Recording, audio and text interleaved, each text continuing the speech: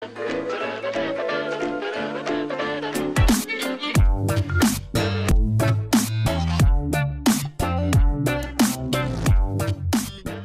그 다음에 또 얘기가 나오죠.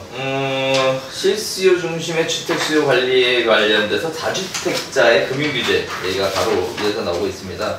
그래서 투기지역 내에서는 주택담보대출을 세대당 한 건으로 제한하겠다, 이런 얘기가 나오는데, 이제 결국은 이렇게 되면은 이혼을 부추기는 거 아니에요?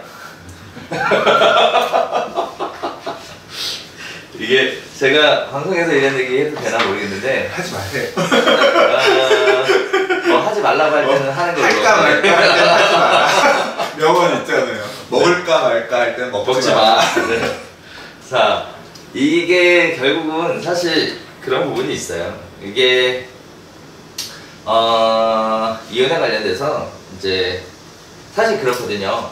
법에 어떻게 규정되고 있냐면, 가장 결혼에 대해서는 그거는 굉장히 안 좋게 봐요. 근데 가장 이혼에 관련돼서는 그거보다 조금 덜 안 좋게 보거든요.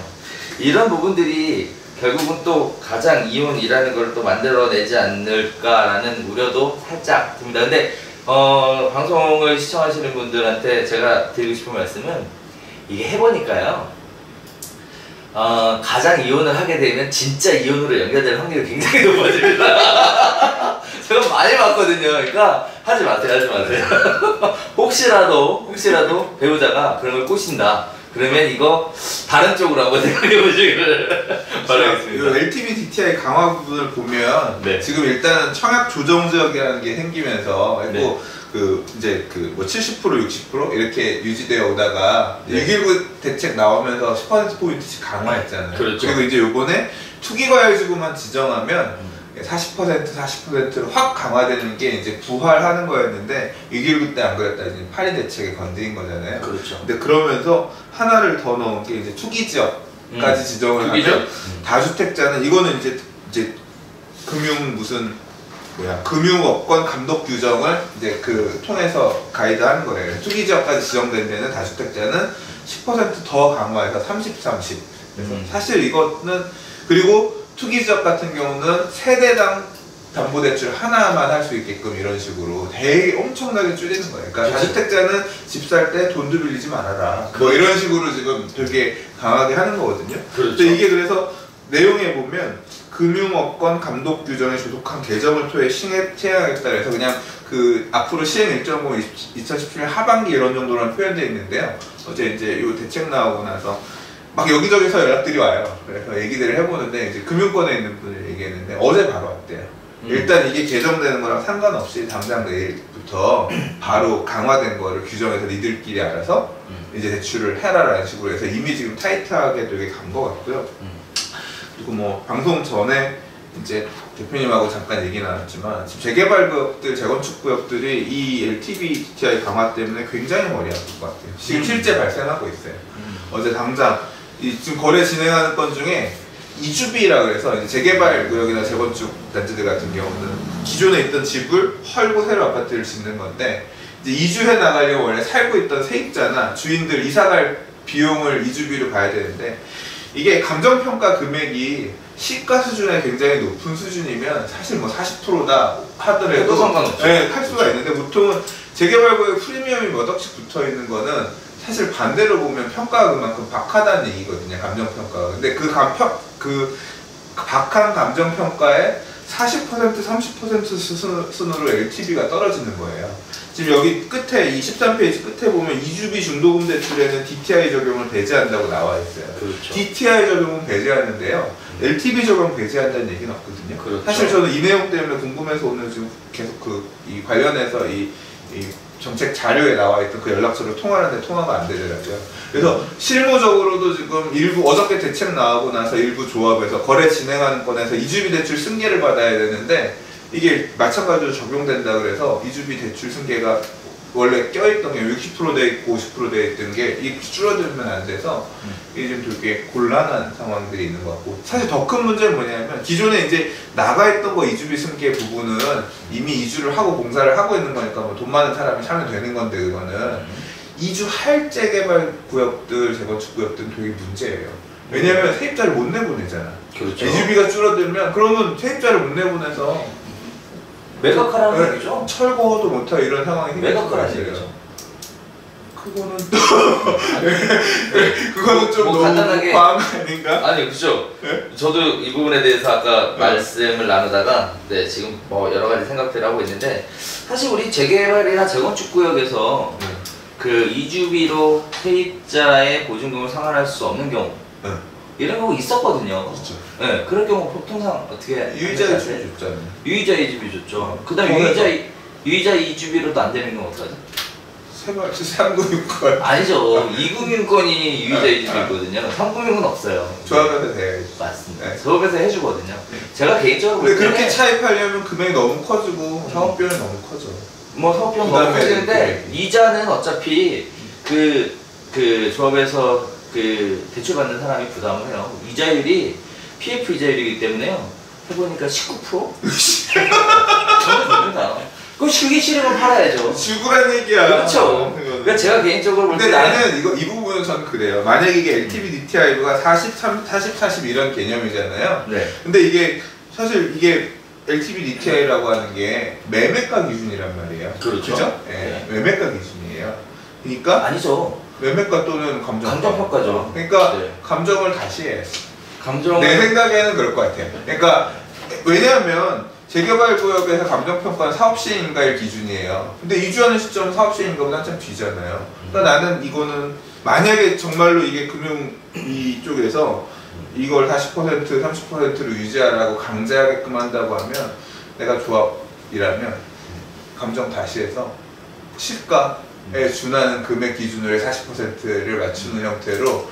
그리고 지금 이게 또 말이 안 된다기보다 약간 또 그게 있는 게 조합에서부터 그러니까 그 시공사 선정할 때 시공사들이 이주비 얼마까지 주겠습니다. 하죠. 그거 다 공사비 포함해서 들어오는데 보통 그래서 50% 60%란 말이에요. 그렇죠. 그 금액을 맞춰서 들어오는데 40% 30% 되면 뭐 시공사는 논하는 거야? 돈 덜 빌려줘도 다시 되니까? 저기서 뺏어 갖고 오죠. 안 되잖아. 그러니까 이런 부분들은 조금 돈 덜 빌려줘도 되면 시공사는 이득이지. 그렇죠. 시공사는 채무 건전성에 있어서 훨씬 더 좋은 돈 덜 빌려줘도 어드밴티지를 가져가니까 아무래도 그럼 이 부분은 네. 실제 정비 사업이 가게끔 해주려고 생각하면 조금 저는 디테일하게 손을 봐야 되는 부분이 아닐까. 근데 저는 개인적으로 매각을 하거나 결국은 매각을 하라고 유도를 하는 것 같고요. 그리고 결국은 이거 조합 측에서 대출을 해줄 것 같아요. 그래서 조합 대출은 어차피 사업비 대출이라서 담보대출하고 전혀 상관없는 영역이거든요. 이자율이 19%가 되든 20%가 되든 어쨌든 받으려면 받고 말려면 말고 이렇게 갈 거기 때문에 이 부분에 대해서 저는 개인적으로 이런 생각이 들어요. 이 이주비 대출이 예외로 적용이 돼서 어떤 혜택을 줄 거다라는 걸 기대하기에는 한 10% 범위 내외에서까지는 기대가 될 것 같아요. 그런데 그 이상의 부분에 대해서는 좀 어려울 거라고 예상을 합니다. 왜 그러냐면 이금융권도 먹고 살아야 되거든요. 네. 그래서 이금융권에 대한 부분 때문에 10% 정도의 예외는 둘 수 있지만 제가 사례가 있어요. 자체가, 이게 네. 서대문구의 모 재개발구역에서 네. 대출 이주비 지원하는 것 때문에 이제 좀 추가로 넣어가는 부분에 대해서 조합이 저거 하는 게 있었거든요. 근데 보조해 줬어요. 그러니까 10% 이렇게 안 되고요. 그러니까 정상금리보다는 조금 높은데 그걸 조합이 사업비를 다 부담했어요. 그러니까 받아들일 수 있는 금리 수준을 조합원한테 만들어주고 조합에서 더 내야 되는 부분은 사업비로 다 충당했거든요. 그럼 그 얘기는 뭐냐면 정비 사업비가 늘어나면 늘어나는 정비 사업비가 다 분양가로 그렇죠. 이전되고 그 사업비 늘어나는 건 결국 분양가로 조합원 분양가랑 일반 분양가로 전가할 수밖에 없으니까. 근데 결국은 이게 방송의 말씀에 의하면 관리처분 인가를 받기 위해서 조합이 어쩔 수 없이 선택하는 거죠. 어떻게 보면 개인이 부담해야 될 거를 n분의 1 나눠서 부담하게 되는 케이스잖아요. 저는 그것도 불합리하다고 봐요. 네. 왜 한 사람의 개인, 사실상 따지고 보면 전체 정비사업 구역 안에 조합원 중에 특정 사람들의 혜택을 위해서 다수의 조합원이 피해를 봐야 되는가 라고 생각해보면 지금 이게 말 그대로 그런 한두 명의 사례가 아니라 이주비를 한 50% 나올 거라고 생각했던 조합원 전체잖아요. 네. 그 사람이 그러니까 10%포인트씩 다 이런 식으로 PF로 더 따와놔야 되면 그 금액이 절대 PF로 떠난다는 게 아니라 이금융권에서 이제 참여를 해야 되잖아요. 그러니까 이금융권에서 10% 정도 더 해줄 수 있게끔 이런 형태의 예외까지는 가능하겠다. 다시 얘기하면 이렇게 얘기할 수 있겠죠. 서민 실수요자는 50%인데 이금융권에서 10% 받겠다. 뭐 이렇게 얘기가 되겠죠. 그러면 결국 60%니까 기존 규정하고 똑같거든요. 근데 이거는 이 신규 정도 선의 예외가 적용이 되지 않을까. 알겠어요. 네. 네. 알겠습니다. 아, 예, 알겠습니다. 네. 그렇게 생각을 합니다. 네. 자, 다음에 중도금 대출 보증 건수에 대해서 제한을 하겠다. 그래서 1인당 통합 2건 이하에서 세대당 통합 2건 이하로 대출 보증에 대해서 줄이겠다라는 얘기인데 이것도 투기지역이나 투기과열지역이나 도청 대상 지역은 세대당 한 건으로 강화하겠다. 중도금 대출도 안 해주겠다는 얘기죠, 지금? 중도금 대출이 1인당 2개면 이런 식이었어요. 분양권 투자 많이 하는 사람들은 나 2개, 와이프 2개, 우린 분양권 4개 이런 식으로 해서 분양권 여러 개 사는 사람들이 있었거든요. 네. 세대당 2개니까 이제 아예 못 사게 대출을 보증 거절하면서 보증을 거절하니까 대출 못 받는다는 얘기예요. 그러니까 HUG가 쓸 수 있는 카드를 쓰는 거예요. 그러니까요. 그걸 통해서 분양권 너무 못 사요. 그러니까요. 이거 굉장히 센 것 같아요. 이게 지금 세대당 한 건으로 하겠다 그러면 결국은 1세대 1주택 이외에는 어떠한 혜택도 주지 않겠다. 심지어는 대출에 대해서는 아예 다 막 틀어 막아버리겠다. 그 중에 기존의 주택은 그나마도 해주는데 분양권은 아예 그냥 끝장내겠다. 아주 작정을 한 것 같습니다. 네. 자, 다음에 다주택자 임대주택을 등록을 유도하겠다라는 얘기가 나왔는데요. 이거는 저는 특별히 할 얘기가 없어요. 혹시 네? 하실 말씀? 9월 달에 보죠. 네, 그걸 내려보는 걸로 하겠습니다. 네. 임대주택 네. 그러니까 앞에서 나온 이 다주택자에 대한 네. 그 양도세 강화 이런 것들이 네. 임대주택을 등록하면 이게 적용을 안 받는 거잖아요. 주가에 적용을 안 받는 건가요? 네, 안 안 받는 받아요. 거죠. 집수에서 빠지니까요. 그래서 이걸 유도하겠다는 건데 이제 실질적으로 여기서 준조세 성격을 갖는 것들이 해당이 되잖아요. 임대주택 사업자를 등록할 경우에 국민연금이나 의료보험에 무조건 해당이 되거든요. 그러면은 이 준조세 성격 때문에 망설이는 사람들이 너무 많거든요. 실제 뭐 10%도 안 된다고 하더라고요. 주택 중에 임대사업자 등록을 한 사람 비율이. 그래서 저희 그 고객들 중에서도 등록 안 하는 이유가 그거예요. 월세 얼마 받아서 그거 내고 나면 남는 게 없어요. 남는 게 없다. 예. 그래서 그걸 먼저 손을 보고서 유도를 해야 되는데 정부에서는 두 가지를 다 그러니까 뭐 토끼몰이 식으로 해서 이렇게 몰면은 임대주택을 등록할 거다라고 생각하고 있는데 그 준조세 성격을 갖는 이런 거에 대한 대책도 있어야 되는데 그거 좀 아쉽더라고요. 여기 그래서 이게 9월달에 이게 계속 보도자료 냈던 거예요. 세제, 기금, 사회보험 등 인센티브를 강화해요. 당근이에요. 그리고 임대주택 등록을 유도하고 그리고 이제 일단 채찍질을 한 거예요. 채찍질을 먼저 한 번 했고 당근도 좀 트되니까 조치를 봐야겠네요. 네, 그래서 9월달에 주거복지 로드맵 나오는 내용에서 어떻게 다를지 좀 봐야 될 것 같아요. 세제, 기금, 사회보험에 인센티브로 주겠다. 그냥 건강보험요. 네, 좋습니다. 추가하면 5%로 제한을 한단 말이에요. 임대료 상승을. 네. 월세는 문제가 안 되는데 전세 같은 경우는 급격하게 변동을 하잖아요. 그렇죠. 등록했을 때 5%밖에 못 한다 그러면 이것도 재산권에 대한 그런 침해가 되기 때문에. 그러면 임대주택은 결국은 임대주택 사업은 전세를 하지 말라는 얘기인 거죠? 그렇게 이게 사실 이 주택임대 사업을 고민하는 분 중에 이 주택임대 사업 관련해서 사실 되게 할 말 재밌는데 뭐가 재밌냐면 제일 혜택이 큰 거는 취득세 감면이 제일 커요. 오피스텔 같은 경우는 그렇죠. 취득세 감면이 제일 크거든요. 뭐 엄청나게 많은 혜택을 줘요. 재산세, 뭐 종부세 이런 부분은 차후의 부분이고 당장 딱 눈에 보이는 금액 세이브가 되는 게 취득세인데 신규 오피스텔 분양받은 분들이 주택임대사업 등록 부분을 되게 많이 고민을 하세요. 그렇죠. 뭐 주택을 매입하는 것도 기존에 갖고 있던 사람들이 주택임대사업 들어가는 부분에 대한 유인은 그렇게 크지 않아요. 근데 네네. 이제 취득세를 앞으로 내야 될 분양권 가진 사람들은 유인이 되게 큰 편이거든요. 되게 큰 편이라서 고민들을 되게 많이 하시는데 내가 무슨 얘기 하려고 했지? 까먹었어. 자, 넘어가겠습니다. 네. 중요한 얘기 아니까. 네. 자, 투기적 수요에 대한 조사를 강화하겠다. 아, 이거 굉장히 어렵습니다. 자, 무슨 얘기였냐? 요약해보면 그래요. 실거래가 신고 제도가 있었죠. 거기에 따라서 60일 내에 신고하도록 되어 있습니다. 그때 계약 당사자, 계약액, 그 다음에 거래 가액 이렇게 세 가지를 신고하도록 되어 있는데 이제 투기 과열 지구에서는 두 가지가 추가가 됩니다. 뭐가 되죠? 자금 조달 계획. 입주 계획 이게 추가가 되고요.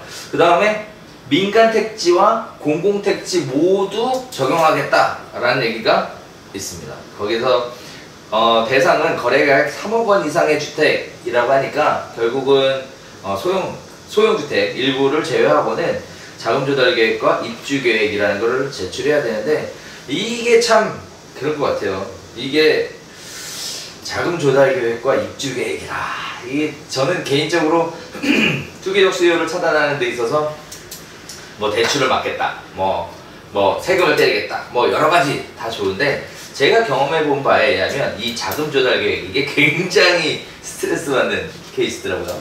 결국은 부동산을 투자하는 사람들은 누구냐, 결국 좀 여력이 좀 있는 사람들이잖아요. 근데 이 여력이 있는 사람들이 유형이 결국은 그거예요.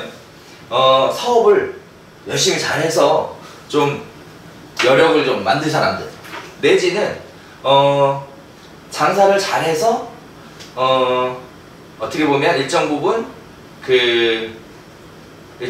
뭐 융통성 있게 운영하셨던 분들 결국 이런 부분들인데 이거를 명명백백하게 자금조달 계획이라는 게 신고가 되려면 원래 있었던 사람들이거나 또는 직장생활 중에 고소득 연봉자거나 이 두 사람 이외에는 자금조달 계획이라는 거를 하기가 사실 굉장히 어려울 것으로 예상을 하고 있습니다.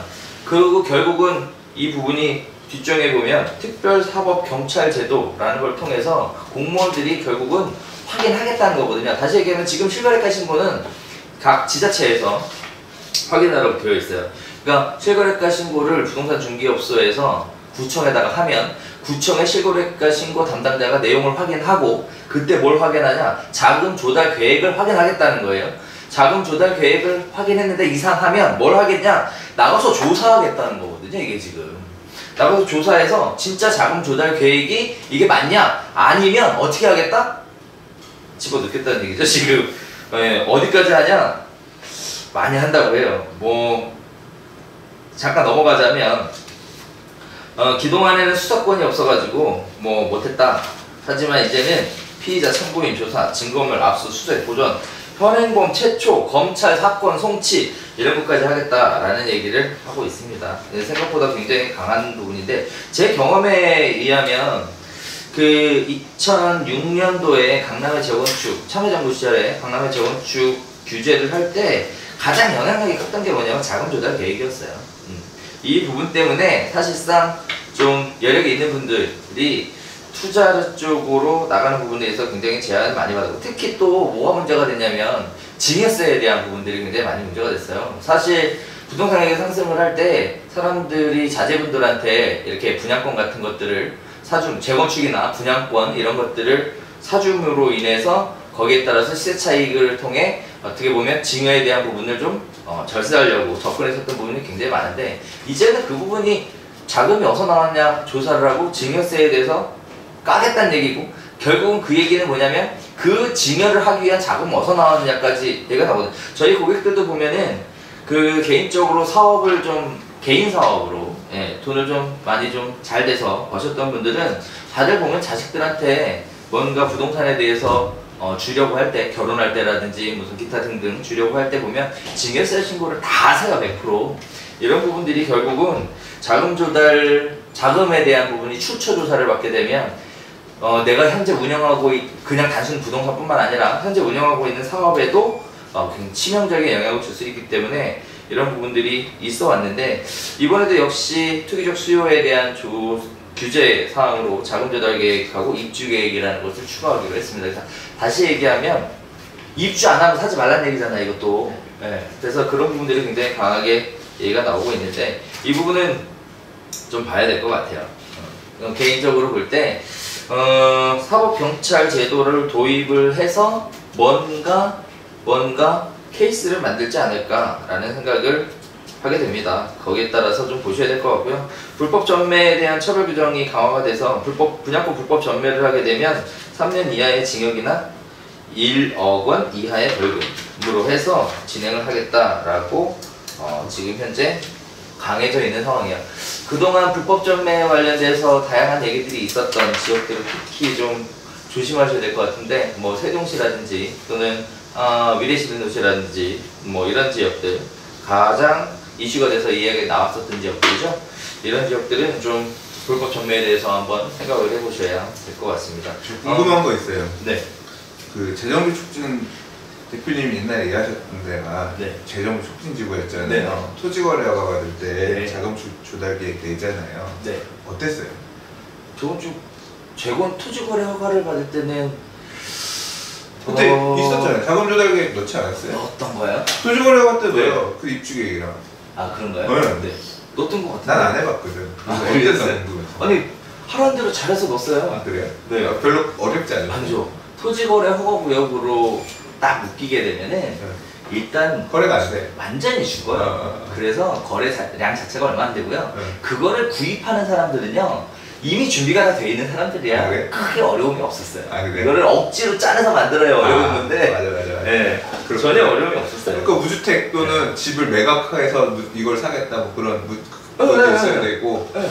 그 당시에 네. 자금 조달 계획도 뭐로 얼마 어떻게 네. 평가가 되는지 궁금해. 네, 맞아요. 어떤 뭐 그때 제가 기억났던 것 중에 하나가 뭐냐면 토지 보상금으로 받았던 거, 네, 그거가 있었던 것 같고 그 다음에 상속으로 받은 일일이 거. 다 써서 내는 거예요? 아니죠. 서류를 만들어서. 서류에서? 네, 서류를 별지로 만들어서 냈었어요 당시에는. 근데 지금 일단 이거는 부동산 실거래가 신고할 때 자금 조달 계획 지금 이제 입력하는 데다가 그렇죠. 이 내용을 넣어야죠. 근데 아마 제가 볼 때는 되게 러프하게 써서 낼 것 같아요. 이거는 왜냐하면 3억 이상의 분양권 입주권 포함한 모든 주택이니까 되게 많아요. 이거를 그때 저기 했다. 실거래가 신고하다 보면 그 특이사항 적는欄이 있어요. 거기 칸이 있거든요. 그거다 적어냈어요. 그러니까 거기다 그냥 뭐, 네, 맞아. 자기 보유자금 얼마, 네, 뭐 맞아. 대출금 얼마, 음. 뭐 얼마 이런 식으로 한다 해서 놓고 뭐 이제 그 정도만 그렇게 했어요. 넣으면 될 것 같아요. 네, 그렇게 했어요. 그렇게까지 까다로울지는 모르겠어. 근데 아무래도 이제 그거 보다가 말씀하신 것처럼 이걸 넣는 건 증여 불법 증여 작업 이런 거 원래 29세 뭐 이하의 뭐 강남의 대건축 아파트를 몇 개 사고 이런 게 문제다라고 했던 내용을 잡기 위해서 내가 이걸 넣은 것 같아요. 그렇죠. 네, 그런 것 같습니다.